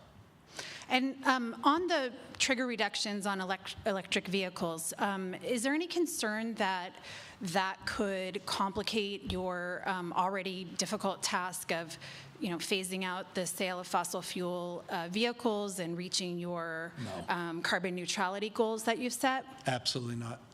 And again, it's an opportunity for me, and you didn't ask it, and I'm not responding to your question as much as I'm offering an opinion. The world has already moved on. The markets have already signaled that. There's not an automobile manufacturer that's not moving already aggressively in this space. The world, we say often about California, the world we invented now is competing against us. I would say that about Tesla in particular. Everybody's moving in this space. And here's the good news. Just like it was the case when the horse and buggy, it wasn't government that built all the gas stations. It was the private sector. I expect the private sector to step up and build the infrastructure. It's not just the state of California. We're jump-starting that. $10 billion, $8.9 billion is unprecedented investments over many, many years. Now with all the federal money, we got $384 million last year, prior year, that is. We're going to get more money from the feds. We believe will offset any of those gaps. That does not, from my perspective, impact that trajectory. The markets, the resources, the investment is following the policy that we firmly established here in California. And I'm really proud of that. And we expect those investments to flow in unprecedented ways in the next few years. And we're mindful this transformation provides one of the world's greatest economic opportunities, and we want to dominate in this space. That $8.9 billion is a dominant foothold in terms of expressing our market bias, and we will see extraordinary sums of private sector money moving in behind it. Hi, good morning, Governor. Lindsay Holden from the Sacramento Bee. In your budget, you talk about conditioning eligibility for homelessness grants and programs on state housing law compliance. I'm curious if are you referring to RHNA goals? Are you talking about state zoning laws? Can you be more specific? Housing element, all the above. Look, guys, forgive me. You continue to do what you've done, you'll get what you got. And what I mean by that is, you know, we set all these rules and regulations, but a lot of folks test that. They don't see necessarily consequences. And, you know, you may be stuck with me 4 years, I hope. And there's just going to have to be consequences for bad behavior as it relates to not performing on the most critical and essential element of the job that local government needs to do, and that's addressing the issue of affordability and housing and homelessness. And they're linked, they're connected. Got to build more housing. We've done 20 secret reform bills. Last year's housing package was second to none. All the tax credits and investments that we put in over the course of the last few years, all the money we're putting in on homelessness housing, it's now about accountability. It's about driving those reforms and being transparent. You can't keep saying no. And we made that clear, not just in Huntington Beach, we made that clear even in San Francisco. I'll make that clear wherever it takes us. We're not trying to, it's not because we don't love the folks down there. We love those communities. But I love this state, and the state of the state is not as strong as it could be because it's not affordable. It's the issue that defines more other issues than any other issue. So these things are linked. Yes, accountability, more transparency. We want to see performance at the local level. Again, the state of California, our vision is realized locally. And I've said this, and I'll say it again, localism is determinative. And we want to hold folks to a higher level of accountability while reaching not just a closed fist, but an open hand of support, the likes of which they've never had with any previous administration at the same time. Along those lines, you also mentioned pursuing legislation to change HAP program spending priorities. Can you talk specifically about how, you know, different jurisdictions will be able to maintain their flexibility to respond to the homelessness crisis while also falling in line with your accountability? Well, I think the fact we put $1 billion in new money up despite these economic constraints, I think shows our partnership and willingness to work with local government and our appreciation for the struggle and hard work that they're doing. I think that's self-evident. We were crystal clear with them, and you know I did that in person, not just virtually. We didn't dial it in. We dialed it up as it relates to the accountability we anticipate and expect. So it's criteria, it's conditioned, absolutely, on aligning our goals. What we don't want is 476 different strategies and goals, and that doesn't even include all the COCs and counties. Those are just every city running in a different direction. We've got to start aligning the goals, and we have to be more prescriptive in that respect by still, though, recognizing local conditions. I understand flexibility. But I'll tell you, if we can't solve this encampment issue, if we can't clean up the encampments and address what's happening chronically on our streets, I'm going to be hard-pressed to make a case to the legislature to provide them $1 more. The legislature will have no interest in that either. They get that. I'm a former mayor. I know they get that. So it's about aligning our strategies, aligning our goals, being humble, working with them. We do. We're very close. I mean, we said my deputy chief of staff this morning was talking to the big 13 mayors on this topic this morning, aligning our goals and strategies. And I'm grateful to them because I know the hard work that they've done, and I hope they appreciate that we need to dial things up, and we're doing just that. And I assure you, I'm not going to back off my resolve to see more accountability across the spectrum. It is not an indictment, across the spectrum, at the state level, local level, regional, yes, and federal level. Okay, just be clear. So you're going to be asking for legislation to put that accountability into law? Correct. Okay. And by the way, I don't even know that I have to ask. The legislature is on top of this. I couldn't be more pleased with their leaders, the leadership. I don't want to call out names. May not like it, but there are a few key legislative leaders that are lighting me up, saying, "I'm it. Don't talk to my colleagues. I want to run that legislation." Hi, Governor. Maggie Yanks with the Sacramento Bee. Thanks for taking our questions. I've got another one regarding homelessness. I know in this budget you set aside another $1 billion for this pressing issue, but in your conversations with local leaders and advocates, I'm sure you've heard that they say a lack of ongoing commitment is making it difficult for them to scale up their initiatives and whatnot without knowing. I'm exhausted by that. I just am. I can't. I'm going to hear that. We're going to hear that for 20 more years. You can ask that 20 more times, 20 more. I just am done. $15.3 billion we provided. We've shown resolve and commitment. We've been here for the long haul. We have a shortfall, and I'm putting another $1 billion up, or at least asking the legislature to do that. We're here for them. What more evidence do they need? Look at all the other reforms across the spectrum. It's just not about the HAP money. That's one part of it. It's about all the other supports we're providing, all the grants, all the other supports on the Medicaid side with our CalAIM reforms and everything we're doing on behavioral health and the board and care homes and the home key and the room key and all these other things. Come on. Let's see results. We'll fund success, not failure. I want to see results. You asked for money for encampments. We took $50 million, made it $750 million, keeping it in the budget. Let's see results. I mean, I've been listening to that rhetoric my entire life. Well, we can't do anything until we have more ongoing. I get it. They're not wrong, but they're not right either. Let's do our job. This homeless crisis is out of control. People that criticize it are right. We need to see progress. And that means we have to have a higher level of accountability. And that's what we're going to do with this budget. We're not just going to hand out another $1 billion of brand new discretionary money unless it aligns with our goals and we see real progress. Forgive me, but this is life and death.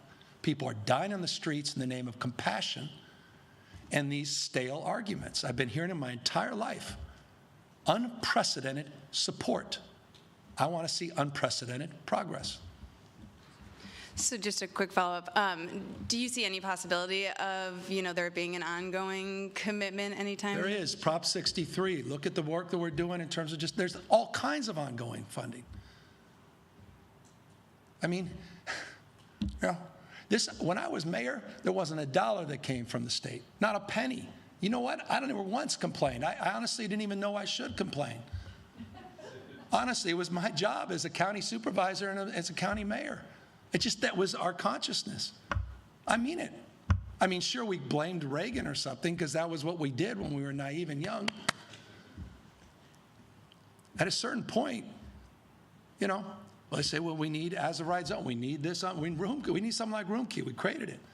Well, we need something home. Okay, we need more care. We need to loosen things up. Laura's Law is not good enough, so we need some care court. That was an extraordinary effort that we delivered.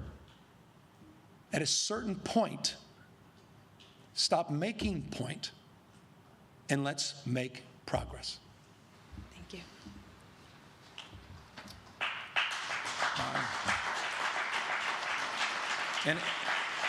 And forgive me, I don't want this whole damn budget speech that Newsom, flies off the handle or something on homelessness. But and it's not. And please, that was not about your question. It's because it's so familiar, but it's so stale. And if we didn't have the evidence to back up the support the last 4 years, including today's announcement, I perhaps would respond differently. Hi, Governor. Blake Jones with Politico.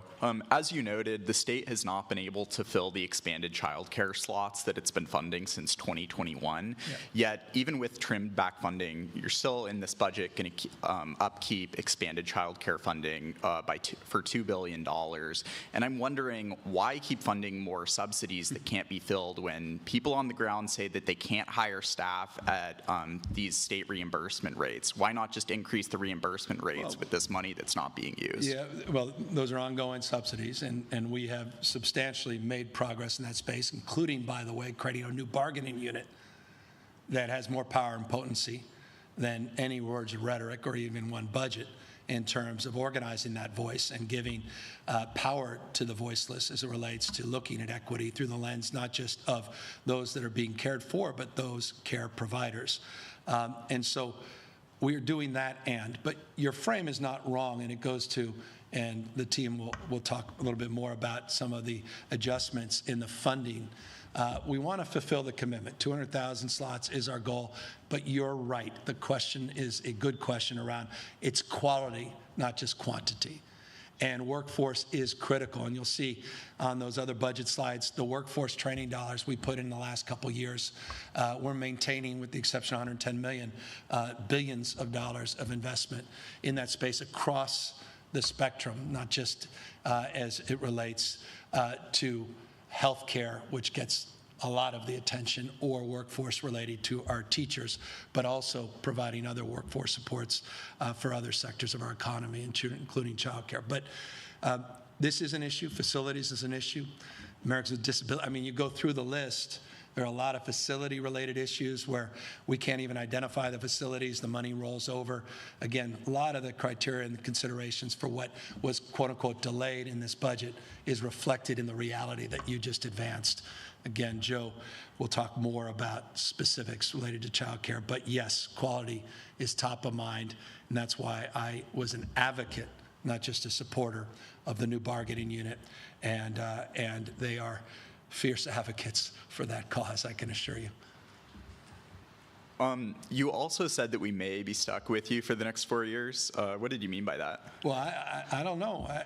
They tried to recall me a few years ago, you may recall, so that's what I meant by that.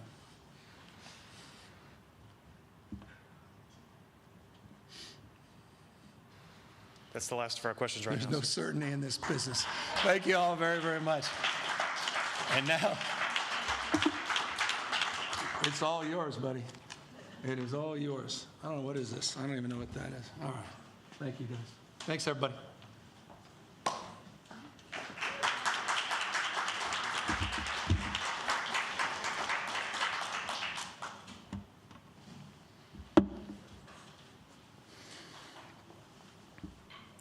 Thank you, Governor. I'd like to begin by thanking the Department of Finance, have the leadership staff here with me today, our PBMs, executive staff, the chief deputies, the folks at the Department of Finance, as the governor alluded to, work through the holidays, many holidays throughout the year, but in particular through the recent holidays to ensure that the governor's budget is ready to present to the legislature on time. They do it year in and year out. They really sacrifice time with their families to ensure that this huge responsibility for the state of California is met. So I really want to thank the department.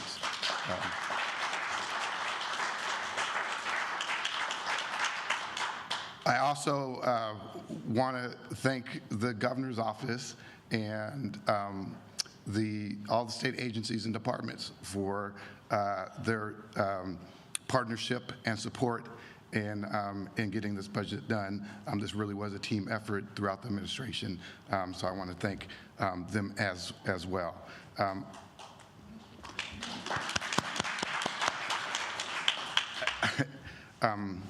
Probably not surprisingly, the governor covered a lot. And so I'll just give some short points to maybe drive home a lot of what he was saying, and then try to respond to a couple of questions that were raised as well.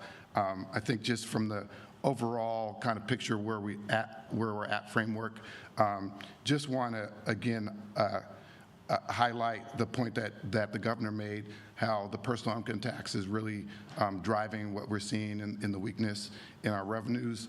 He mentioned the $25.4 billion, that the PIT is down over the budget window for the 23-24 fiscal year.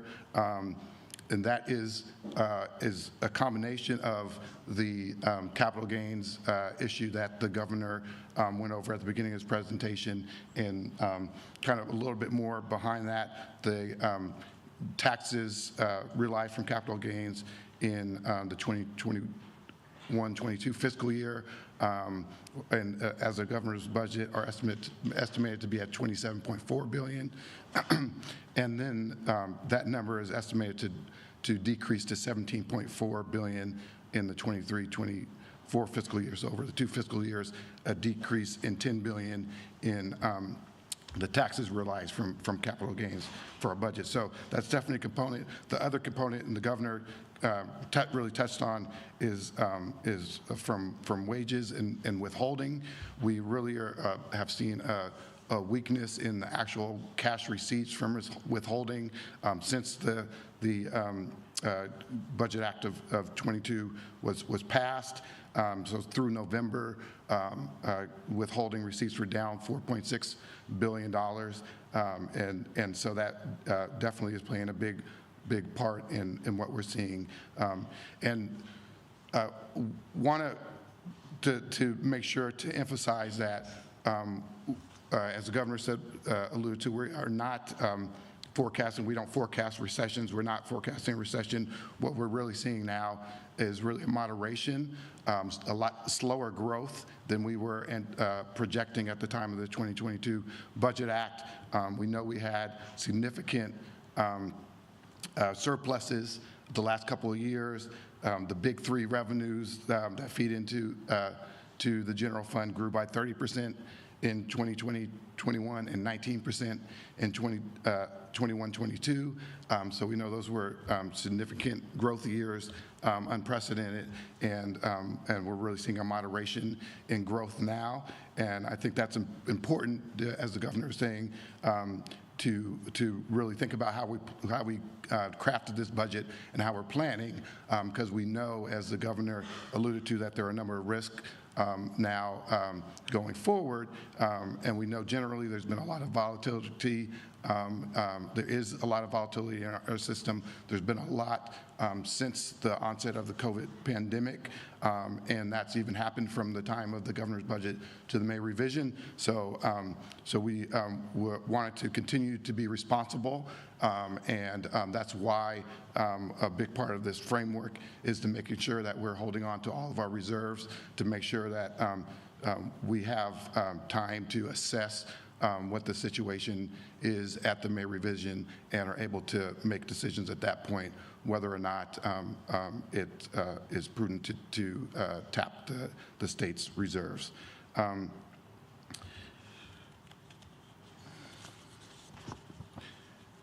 As it pertains to a couple of the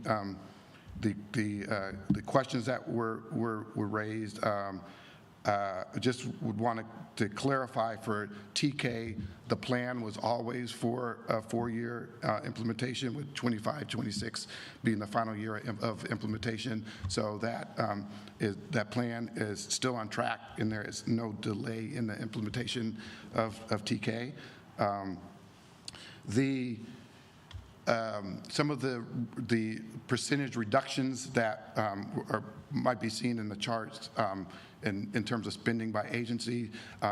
Number one, it's not uncommon to see some huge swings in those in that chart in any given year. Those are primarily usually driven by, and including this year, just the one-time spending being turned on and off. As an example, in the business consumer services and housing, a big part of that was due to the emergency rental assistance coming off of the books. As it pertains to the child care slots, just the numbers there have been 146,500 slots that have come online in the last 2 years, and there's thousands of slots. Those slots, and question kind of alluded to, that have not been filled yet, and so the budget assumes that 20,000 slots that would have come online in the 23-24 fiscal year are just delayed a year. And I think, as the governor alluded to, other issues, particularly around rates and other things, are still being discussed going forward. And the CCPU will be at the bargaining table this year. One clarification from the slides, there was a slide that referenced the amount for the ag business grants. Mistake on my end. It referenced $100 million. It's $75 million. That's how much was in the budget. That's how much is being maintained. So just want to make sure to clarify that amount. For the MCO that the governor raised, just to clarify that, the reauthorization will be similar to in the past, usually over 3 years. So it won't be ongoing. It will be a 3-year authorization. And over that 3-year period, it's anticipated that there would be roughly $6.5 billion that would offset general fund spending there.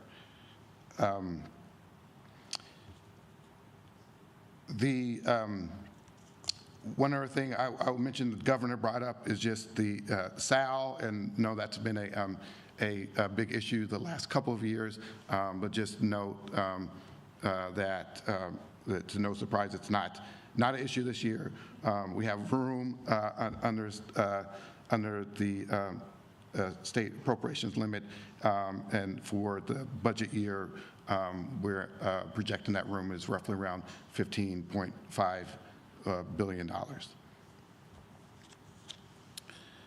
And I think that was it for the notes I had on the last one. The question was brought up around the ZEV spending funding levels. The governor provided the answer of how we're looking at it, but also want to just provide a little bit more detail that part of one of the funding shifts in the budget is shifting approximately $1.4 billion from the general fund to GGRF, and that is for part of the ZEB package. But in addition to that, and this is outside of the trigger that the governor talked about earlier, there's a separate trigger specific to the ZEV program in GGRF, whereas if more GGRF funding comes in than is anticipated in the budget, then that additional funding would go to backfill the reductions to the ZEV package. So I think that's it in terms of the points I had, and we'll open it up for any questions. Yes, sir. We have a few questions on the phone for reporters dialing in, and we will have that for you in just a second here. Sophia Balog, SF Chronicle. Hi. Quick question about the slide on the 5% reduction for state offices. I'm wondering, can you clarify, what offices does that apply to, and is that an across-the-board cut, or how is that spread out? I'm sorry, I didn't hear the... that was part of, that was done in the 2020 budget. So that was across the board cut, and that's already been implemented.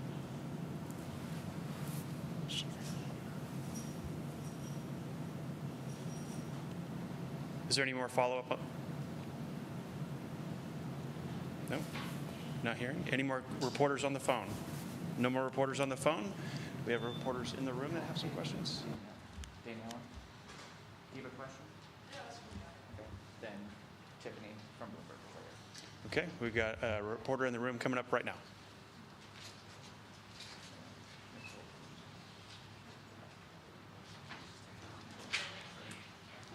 Hi, this is Tiffany Stecker with Bloomberg. I wanted to see if you anticipate changing the SEL, or if you would be in support of changing the state appropriations limit, or if you'll be asking the legislature to come up with a bill on that. That's obviously been something that's been discussed the last couple of years, particularly when we were running up against the limit. We realize that there are some probably updating to the limit that would make sense, and I think that those definitely would be conversations that we'd be open to having with the legislature.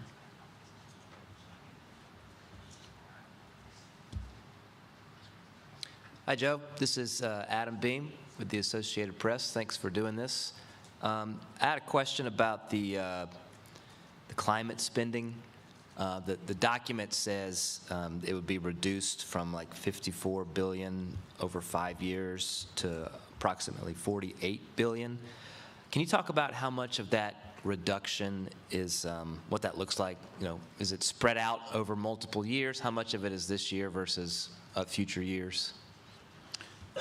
So yes, it is spread out over multiple years. That it's a multi-year package. So that $54 billion that was in the current Budget Act was a multi-year package. So the reduction will also be over the multi-year period. The most of the reductions in the current year to that, in the budget year to that package are in that trigger, and that's the $3.9 billion trigger that the governor referred to. And of that $3.9 billion amount, I believe $3.1 billion was part of that originally $54 billion package, and those would represent the reductions for the budget year, except for the ZEB reductions, which are tied to the GGRF trigger that I mentioned. Great, thanks. And the governor mentioned something about kind of the digital wallet with the DMV. Is there like new money in the budget for that this year, or is that an ongoing program that he's sustaining? Yeah, that's an ongoing program that we're sustaining. Question was with the MCO tax. I assume you need federal approval for that? Correct. Great. Yeah. Hi, thanks for taking these questions and partially addressing the one I asked. Can you go over the reductions in the year-to-year budgets also for natural resources and for legislative, judicial, and executive? Those percentage decreases? So in the natural, if you're referring to the chart, the summary chart? Correct. Yeah, for the natural resources, those are, it's all, again, the timing of one-time expenditures, and that's, one of the reasons why there's a lot of the cuts that we're seeing, the trigger cuts that we're seeing are in that $54 billion package. A lot of the one-time general fund that we've had the last couple of years has been programmed in that area, and so that those reductions are just a result of, primarily a result of one-time funding coming off of the books. Thanks. Hi, Lindsay Holden from the Sacramento Bee. I was curious, looking at the care court funding on the judicial side, it looked like that was reduced or like kind of delayed somewhat this year, and obviously they're beginning implementing that program. Will that affect the phase-in of that? Will there be will fewer counties be able to phase it in? How will that impact? No, that was just a matter of, and you know, we'll continue. It's with any program as you're implementing, you're going to make revisions and adjustments, and that was just a matter of working with the judiciary to understand the timing. So you'll see there are some reductions in terms of the planned amount initially, but there's actually some increases going forward. So it's all just a matter of timing. It's not going to impact the implementation. Okay, so the timeline remains the same for the requirement to implement? Yeah. Okay, thank you. Thanks, Joe. Another question for me, Tiffany Stecker from Bloomberg. It says here that you're proposing to pay off the unemployment insurance debt with $750 million, given that California is about $20 billion in debt. Is there a long-term plan to pay this off, or is this something that California will ever be able to get out of? So the $750 million was a planned payment for the budget year that we are no longer planning on making. There is still going to have to be an ongoing discussion on how we address the entirety of the debt. So that's something that we'll have to continue to work on, particularly in our discussions with the legislature as we craft the budget.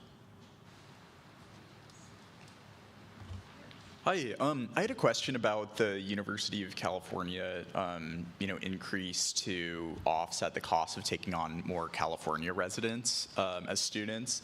And yeah, I was wondering if there are levers within that funding that force the university to spend it on offsetting those tuition costs, or push the university to enroll more non-resident, or enroll more resident students. I may turn to one of my PBMs to help with this, and he can correct me if I'm wrong here. But there was an agreement that UC would reduce the number of undergraduate non-resident students at 3 campuses, and this is in accordance with that agreement. And so the 902 non-resident students would be reduced at 3 campuses, and the $30 million would go to UC to offset that.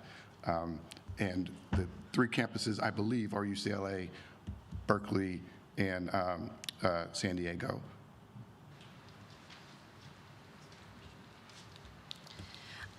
Could we go through again the solutions that make up the $22.5 billion shortfall? I know there's the things that are like the funding delays, reductions, fund shifts, all that stuff. Can you go through that in detail of where those monies are coming from? Yeah, and I will say that we're going to, I think as part of some of the information that we'll have to, the background to release with the budget, we'll have be able to provide a chart that reconciles all of the solutions, because it's a pretty lengthy list. So I couldn't run through all of them right now at this point, but again, the funding delays were $7.4 billion, and again, this is just as we've been doing the last couple of years, and particularly in the 2022 Budget Act, scheduling out how we schedule out our one-time funding over the multi-year. This is spreading things out maybe over more years than we originally planned, or starting them, delaying the start date by a year or so, but maintaining the underlying commitments to those. So there's a whole host of issues that are in that area that we can get you the background on. The reductions and pullbacks was $5.7 billion, and this is a mix of actual spending reductions to certain initiatives, but more significantly, pullbacks of items that were built into the budget for resiliency. As the governor mentioned, big one being $3 billion for the inflation adjustment in the budget year, the $750 million for the unemployment trust fund payment that we just discussed. I want to say probably one of the biggest, if not the biggest, kind of true reduction here was $400 million in utility arrearages, and that was only because all of the applications in the program had been fulfilled, and so the program was able to meet its full obligation and have $400 million remaining. So that is also a part there. The fund shifts, $4.3 billion, as the governor mentioned. A big part of that is shifting some capital projects within CSU to CSU bond-funded programs, and then the state is going to put in $27 million general fund ongoing to pay the debt service there. It also includes that $1.4 billion in shifting general fund ZEV commitments to the greenhouse gas reduction fund. The trigger reductions, again, $3.9 billion. The biggest part of that was the climate reductions in the climate plan, that $3.1 billion. And then the last component was the limited revenue generation and borrowing, and that was, as the governor indicated, some loans from special funds and the reauthorization of the managed care organization tax. And Mr. Finance Director, thank you. You know, I know you're just going over the reductions right now. Can I just, one more time, if it's okay with you, just say $5.3 billion was the actual reduction number, and then the others were delays and shifts for other programs. Do I understand that right? No. So there are reductions within, there's one category that's reductions and pullbacks. That includes that's $5.7 billion.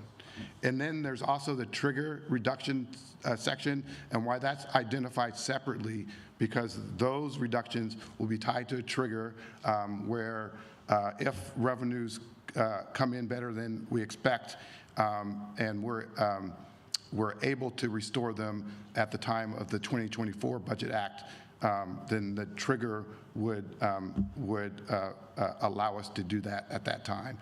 So there's those $3.9 billion in trigger reductions are reductions as well, but they would be restored if our fiscal outlook took a turn for the better and we were able to support them. And so that category plus a portion of the $5.7 billion in reductions in pullbacks are kind of how we look at the full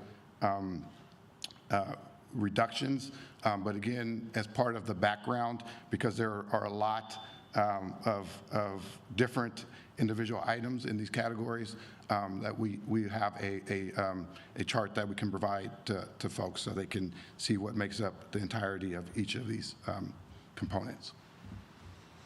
That actually concludes our question and answer portion, sir.